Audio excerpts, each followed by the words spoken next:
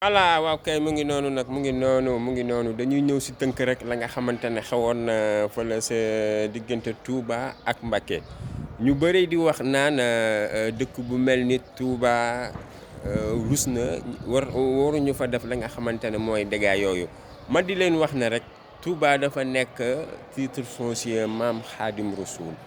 ginnaaw nag bu mu nekkee titre foncier maam Khadim Rassoul amuñu droit di interdire kenn naan ka fii ngay jaar wala fële ngay jaar Ousmane Sonko citoyen Sénégal la Ousmane Sonko jullit la am na droit dugg Touba ne fii ak fii laay jaar ginnaaw ba nag ci seeni pexe ngeen fexe ba annuler li nga xamante ne mooy meeting bi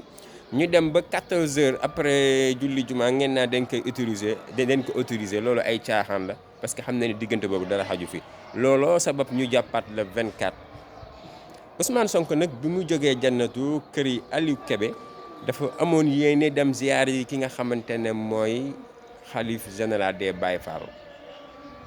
cooli foofu la tàmbalee gars yi nag doo jaar fii waa léegi depuis kañ la ci Sénégal am politique ñu nekaan fii ngay jaar wala doo fi jaar